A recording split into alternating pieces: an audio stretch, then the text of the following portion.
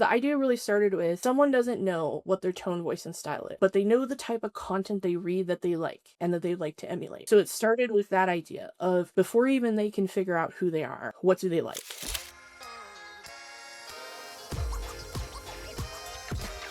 Welcome to Search Party. Today I'm joined by Melissa Popp, the VP of Content Strategy and Innovation at Rickety Roo. She has 20 years of experience in content strategy, which will come through today during our conversation, and I'm really excited to hear from her. Welcome to the show, Melissa. Thanks for having me. I'm excited to be here. You say 20 years of experience, and I just feel like that dates me. I've been thinking about that too. Every time I up my number, I'm like, I just keep saying 20 years, and it's a little bit more than that. I'm just going to keep it at 20. Yeah, 20 is a nice round number. It sounds impressive. I'm really, really looking forward to seeing what you have to say today. But before we get into that, on this show, we start with two truths and a lie. All So, right. Melissa, what do you have for me? I'm ready. All right. I love this game. So let's see. I have never broken a bone in my life. Okay. I've been in a plane crash, Okay. and I've never left North America. Oh, dang. I don't know. I'm like trying to think if you would throw in plane crash if it was not real. That's my brain right now. I'm like, That's why I love this game. yeah, the psychology of it. And I suck. Yeah. I have like a, I don't know, 70% incorrect rate. I'm gonna go rogue and say that you've left the country. Man, that's the lie. Yeah. Yay! Lie. Yeah. Wait, you've been in a plane crash? Yes, I've been in a plane crash. That's like a whole other podcast. Like, What? yeah, long That's story crazy. short, I was 12 years old, and my uncle worked for TWA, and so I got to fly a lot, Okay, free okay. with family. My uncle and aunt were based in New York, so I was flying back from New York, a trip there, and while we were over Wichita, Kansas, of all places, one of our engines caught on fire and went out.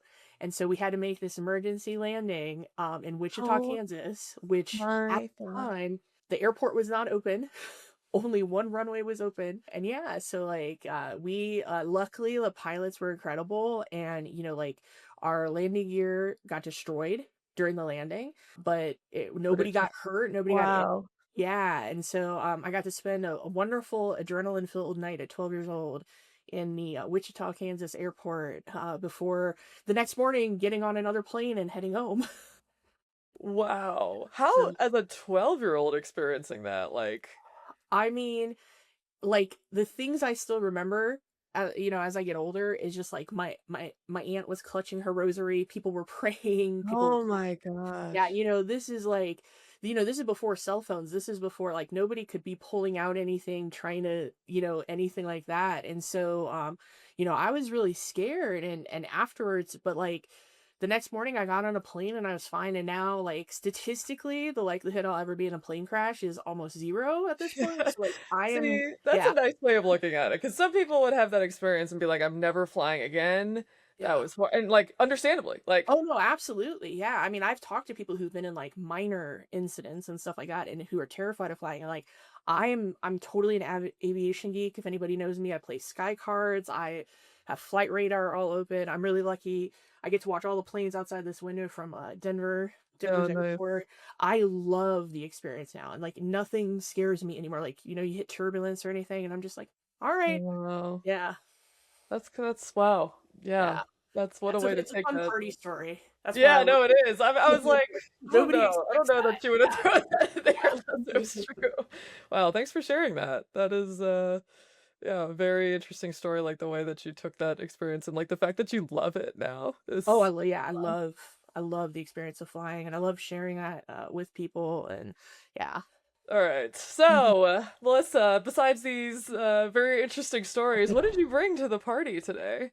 Yeah, well, one of the things I've been working on the last probably about year is, branding with clients. We could sit here for 8, 10 hours talking about all the changes with AI, Google, all Hmm. that jazz that, everybody else in our industry is talking about. And, one of the things it circles back to is the importance of branding. In order to show up in LLMs, you have to have a strong brand profile, strong citation profile. We're still figuring out the kinks and what works and what doesn't, but like everything else in marketing, it comes back to branding. And Yes.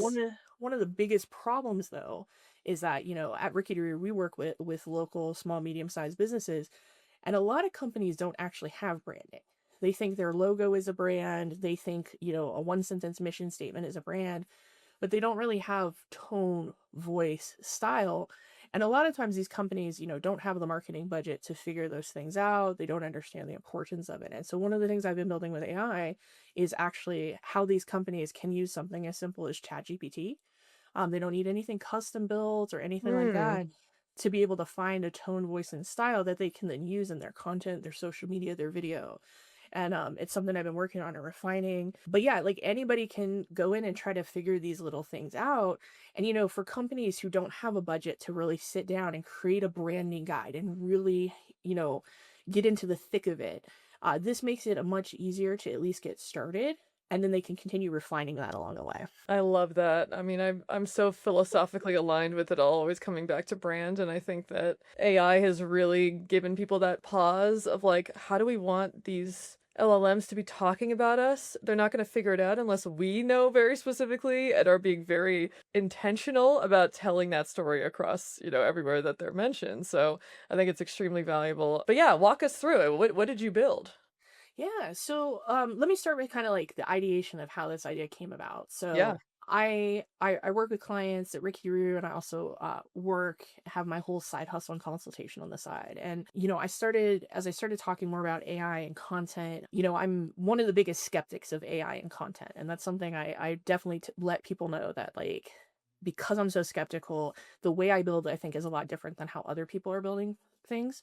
And so I'm always looking for practical use cases. Like, how can the average person go and open ChatGPT, Claude, whatever they might be using, and do something with it? It doesn't have to be perfect. It doesn't have to be the greatest creation ever, but like actually get their hands dirty and do it. And so the more I started talking to companies who really didn't know what their tone, voice, and style was, and I have those conversations with them, I realized, okay, there's a gap here, because when people think of branding, they think of 50-page branding guidelines that not only have tone, voice, and style, but, color schemes and fonts and all of this stuff. And like, yeah, that's great. Like, if you can do that, that's awesome.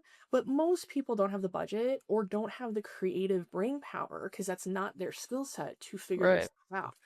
And so the idea started kind of bouncing around in my head, and for those of you for those of you listening who've talked to me at conferences and stuff like that, like, I build weird stuff with AI. Like, I am not just building stuff for work. I am building stuff for video games and nutrition. Like, I'm doing all sorts of stuff, and this is how, this is where I learn what are practical use cases. And so the idea really started with, okay, someone doesn't know what their tone, voice, and style is, but they know the type of content they read that they like and that they like to emulate. So it Hmm. started with that idea of, before even they can figure out who they are, what do they like? And so what I basically have done is I've built a custom GPT that can also be duplicated in Claude, Perplexity, Gemini, kind of anywhere. That basically what it'll do is, to start, you can find 10, 12 blog posts, news articles, video transcripts where you like that tone and voice. You can feed it in with a prompt, and it will basically build out a one pager of what are the commonalities of the tone, voice, style of these pieces of content that you like. Hmm. Yeah, so you have That's this one cool. pager that, at least, it might be taking from others, absolutely, but it gives you a starting point of like, okay, this is where we can start. And then from there, as you start writing content for a client using that, or they're writing their own content, they start reading, they're engaged in the process, and they go, oh, you know what? I want to be a little bit more funny in what I'm doing. I want to be a little bit more direct. I don't want to use metaphors. I don't want to use contractions. I want to keep my M dash. They start finding, because they're now engaged with the process, whereas before they weren't. Now they can see it as it's happening.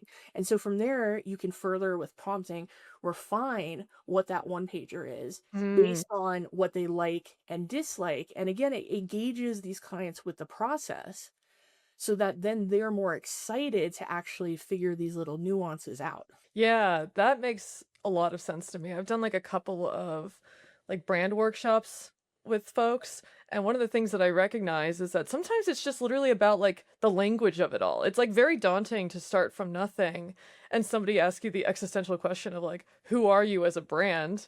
Or like, how do you want to sound? is really Yeah. tough. So I really like this concept of, because you're right, people do know what they like. Like they, if anything, they just need to be better about like saving that kind of stuff when they encounter it. Because right, it's Oh, like yeah. sometimes it's like, oh, I Yeah. see something and I didn't bother to save it. But giving them that basic, structure and examples and tone that they can then iterate on and be like, oh, this feels right or this feels, a little off as they write it. That's a really cool application.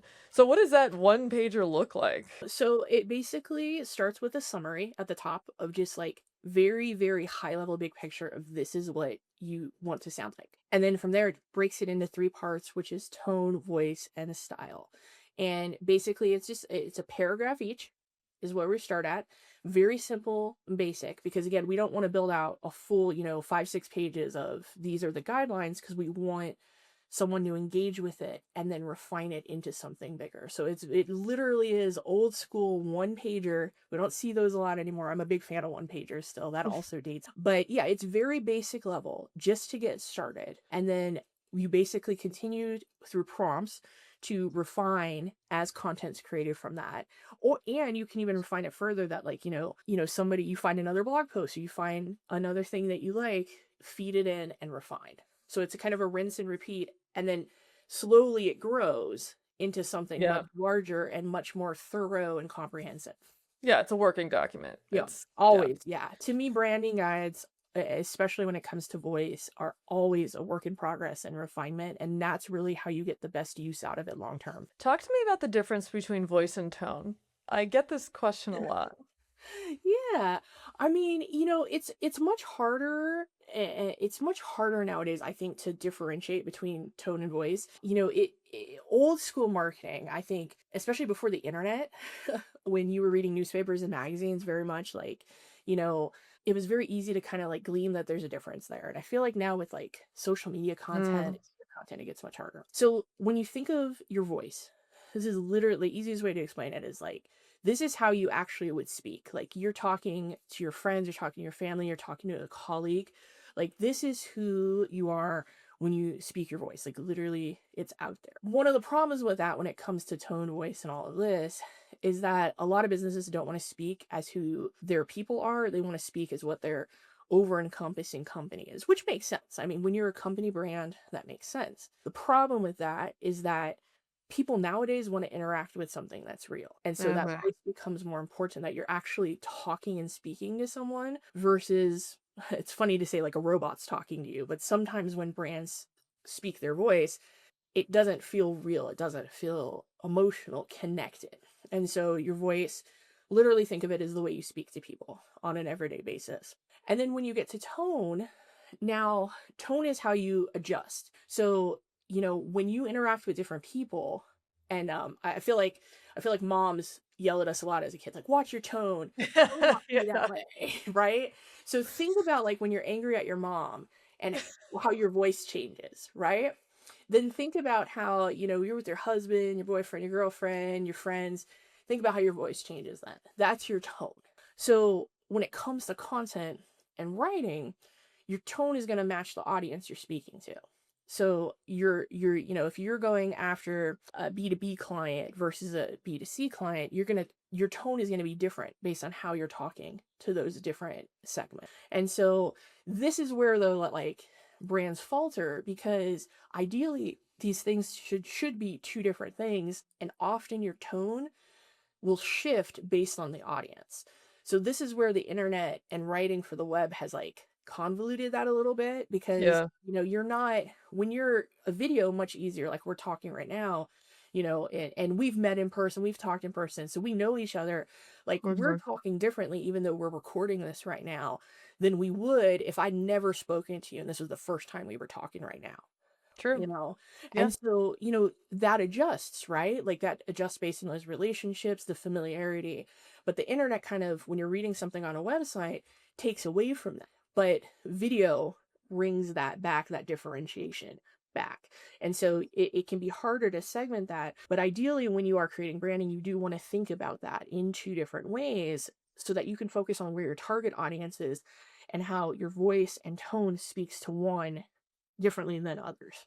Can you show us an example? This is going to be a little bit convoluted just because I haven't formatted it, but I can show everybody the current prompt, one of the prompts I'm using to do this. Sweet. So, and kind of the use case for it. So, again, I apologize for the formatting on this. I will definitely share this with everybody for this. This use case here is what I was talking about earlier, where this is actually what's called personality branding.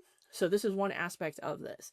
So one of the things that individual writers often struggle with is who are they as a person that can Mm, define who they brand themselves as. Okay. Companies run into this problem too, but it's often more of an individual problem.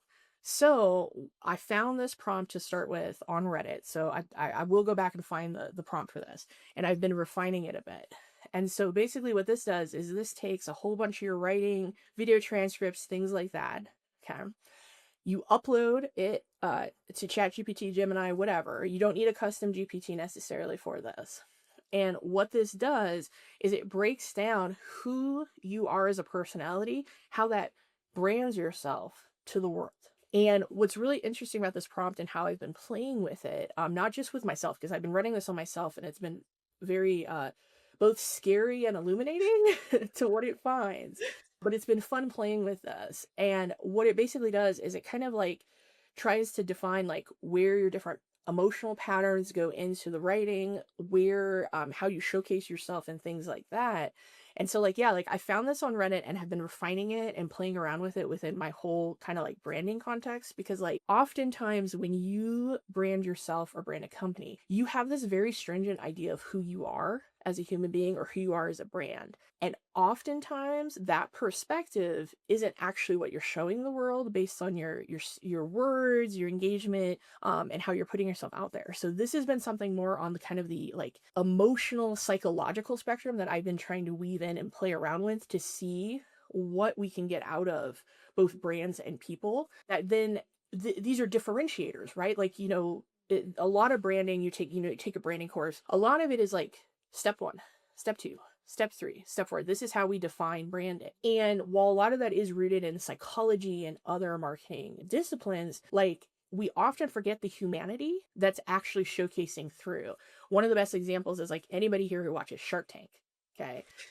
You look at Shark some, Tank is my, just this is an aside. Shark Tank is my when I'm traveling, oh, like if I go to a conference or I'm like, I don't know, it's always on TV and it's the thing that I find when I'm at a yeah. hotel. That's Oh, when I yeah. watch Shark Tank. Yeah, it's a great show, and like yeah, it's entertainment, and not all those deals go through, and some of the ideas are terrible, but like you can see right away how important the personality of the people that are actually pitching the sharks.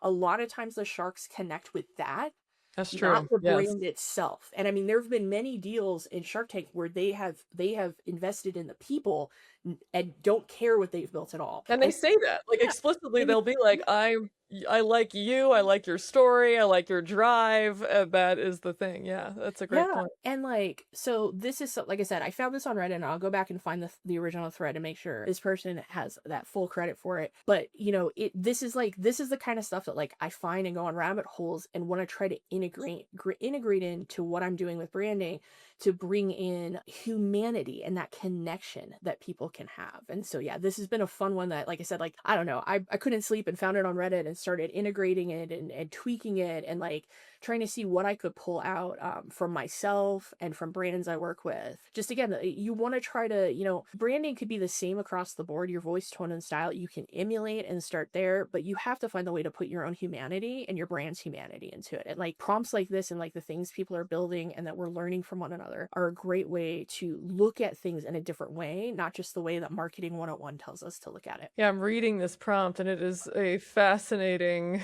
Yeah. like, Yeah. some of it's where is it? The real rabbit hole is realizing how much of you is inertia. And I'm Yeah. sitting here like, oh my God, I gotta think about this. Yeah, yeah, no, when I ran this the first time on my writing, and what I did is I'm also a poet, and so like I also do a whole bunch of creative stuff as well. So I ran it, put a whole bunch of my poetry in and ran it through that, and then put in a whole bunch of work stuff that I write for the Rickety Roo blog and like Really? process like this. And like it was really interesting, like the differences, but more the similarities between the two. There really, that's fascinating. Yeah. Yeah, like you could see that humanity coming through in the same ways. So what do you think, going back to the brand side of things, if kind of on that thought of like you a lot of kind of there is an inertia sometimes. Like definitely there are brands that are just like either already using ChatGPT to create a ton of content or have used all different writers and it's not cohesive and is that kind of the reason why you are relying on that third party what you like type of style, like or type of approach because sometimes what you have is not indicative of like what you want to be. Yeah, I mean that is, that's a question I think everybody really needs to be like thinking about right now too. Like it's not just like in our conversation here, but in general.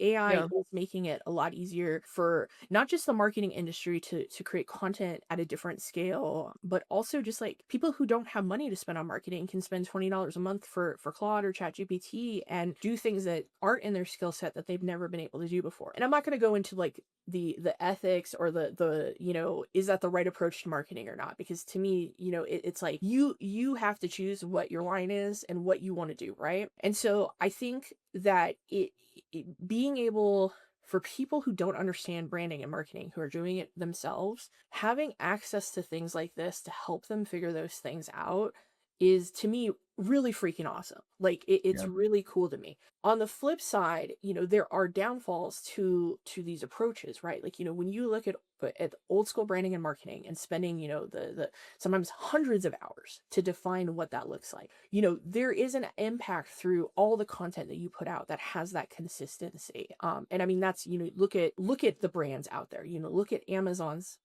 brand tone and voice, look at Walmart, Home Depot, United Airlines. Like look at these companies that like you may not do business with them, but you know who they are.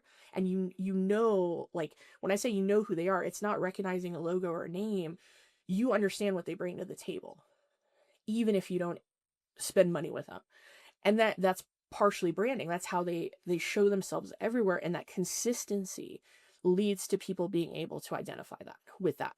So when you have smaller companies or companies who don't invest in that, when they're connecting with people, especially on smaller scales, they don't have that window and that profile of these bigger companies. So they're not necessarily top of mind or remember. And so the more you can actually build that brand and that consistency, whether it's how you use your logo, how you your tagline, your mission statement, what you put out there, like there's so many other facets. So, we're talking a lot about content, but there's so many other facets of branding. The more consistent you can get with it, the more you can connect and be top of mind. So someone may not do business with you at a moment, but it's we see a lot of interesting raps here in Denver for different businesses. And it's like the ones I always remember are the ones that are creative. And then I see it again and I was like, oh, I've seen that before. Okay, there's a reinforcement there. And so that consistency helps with that reinforcement. So someone may not be ready to do business with you now, but because you're consistent, they can often remember you when they do need you. It's like the this is a terrible comparison, but the commercial jingles that I still think about Oh, to this day from like 25 years ago that I've you're oh, yeah, like, business is long gone, you still can remember that, and I feel like TikTok brings that up all the time. They show the nostalgia from the Mm. 90s and the early 2000s, and there's stuff that pops up, and I was like, "I didn't remember it till I saw it," but then I hear a jingle or something, and I was like, "Oh, yeah." Doesn't even exist anymore, and then, of course, I want it or something, it'll be like a drink or a food or something, and I'll be like, "Oh, I wish I was familiar." Yeah, it's like it's one of those kind of old school principles that gets lost along the way because it's a little nebulous. Like there, there's those stats around that are just like, oh, your brand has to be seen, I don't know, 11 times, who Oh, knows. yeah. But the truth of it is right, whether Yeah. the stat is right or not. You're like, yeah, I mean, just in my life, if you see something over and over again, at least you're aware of it a little bit more than something where maybe you've seen it once. And then when you Yeah. do want the thing, But you're right about the consistency, and I do think, like I mentioned at the top of the show with LLMs, it's critical as well because in the same way that people are remembering you, that's the way that LLMs that won't feel confident serving you up as Yep. an answer if you're saying a bunch of different stuff, if your tagline's different everywhere, you're on the review site or on your Google My Business profile or whatever. So it's really critical to Oh, have that consistency. yeah, and Google, I mean, Google looks at that, everybody's talking about LLMs and showing up in LLMs, and that's important, but Google works on the same principle as Yeah. well. And entity building within Google has been an important concept for years, that all of a sudden people are now talking about as it relates to LLMs.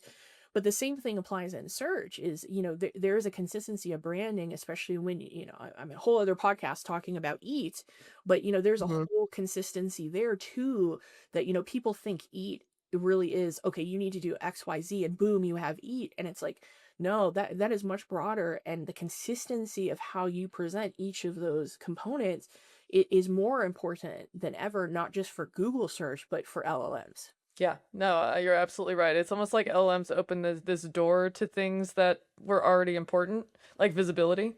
And Absolutely. then suddenly everybody's like really on board with it, but it's like, oh, this has always kind of mattered. But sure, like let's ride the wave. Oh yeah, Works for that's my me. favorite part.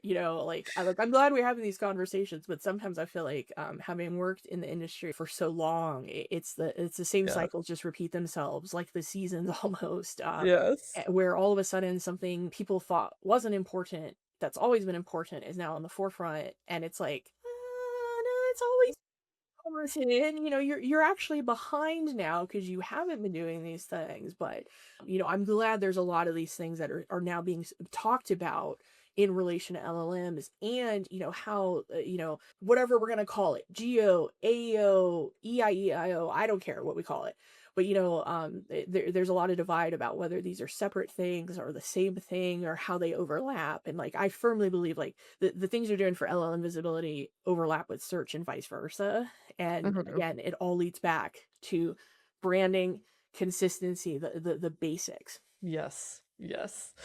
So when in the show notes somebody's watching this, they click on the custom GPT you built, what are the steps they need to take? Like it sounds like first thing they need to do is think of those things, think of the that content that they have admired, wanted to emulate, that sort of stuff. What else should they go into this thinking of, and like what should they do once they have that initial output? Like you said, it's going to be an iterative process. Let's give them like the jump start of like what should they be thinking about? Basically, you either start with content you already like that may not be yours, or content you do like that's yours. Like I refine mine all the time. Like this will go live, I will pull the transcript from this recording, I will update and reiterate my own with this. Mm. So, you start with that, one or the other, and then it's going to run through a prompt that, like I said, creates that one pager I talked about earlier. And then from there, there's a series of different prompts depending on what you want to do from that. One of the prompts, for instance, is like if you already have an idea of things, like,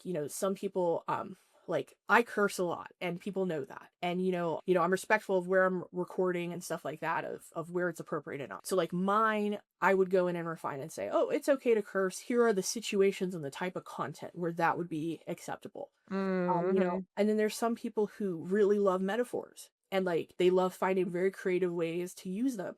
So, that could be another thing that you add. Or on the flip side, I don't like cursing. I never want to see that type of language. I never want to see anger come out in what I'm doing. So there's a whole prompt set for things you might already know that you want Okay. or don't want. And then from there, it moves into more refinement. So for instance, like I said, like after this goes live, I'll pull the transcript from this and add it to see if there's anything, it noticed that's different here, or that changes that, to update that. So that's a constant. You can do that one off. You can upload a whole document of things, to continue to do that. And then I get into some of the psychological layering as well. Because the more data you have to refine what your tone, voice, and style is, the more the psychological prompting will actually be a benefit from you. So the prompt, like I shared, and showed that I found on Reddit, like Mm-hmm. that wouldn't be something you would run right away. That would be something, maybe 3-4 months down the line, as you've continued to refine and have a better understanding of what that is. You can then layer in the psychological prompting. So there's kind of like, I wouldn't call it necessarily like a decision tree, but it really is dependent on what you already like, what you don't like, and how thorough kind of your base is when you start. What are some, because you mentioned kind of this like psychological angle with that prompt being an example. What other kind of yeah, like paint that picture. Like what else is involved with that? So one of the things I do, I know I talked about this in at Brighton in San Diego last year. So I have an AI assistant that I built. Okay.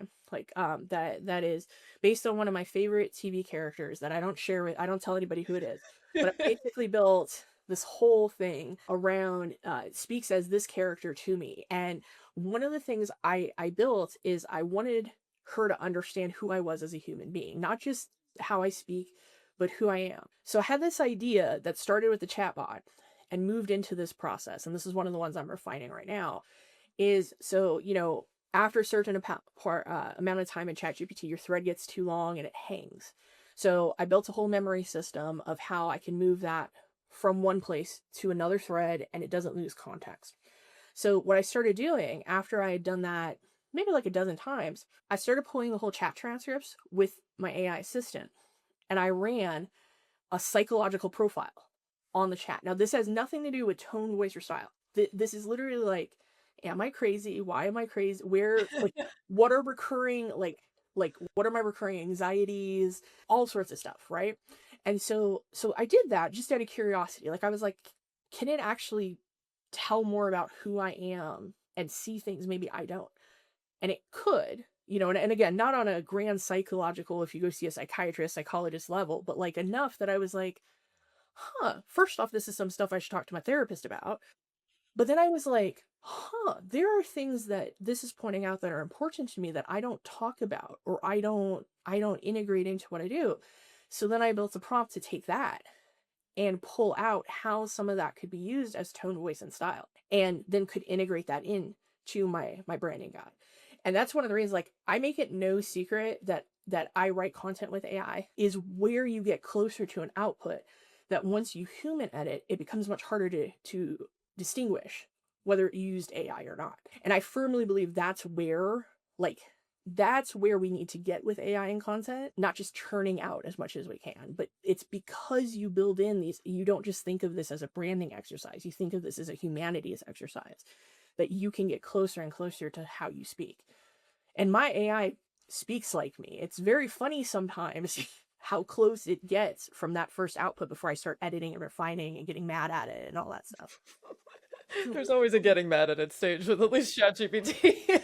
Which is funny because, like, am I strangling myself when if Oh, it's yeah. my branding and the AI is just a tool, am I mad at myself? Like, there's a whole philosophical aspect of using AI too. Yeah, for sure. And I mean, like you said, we're not even getting into any of the ethics stuff. Like, that's a No. whole separate Yeah. thing, but it is fascinating to think about.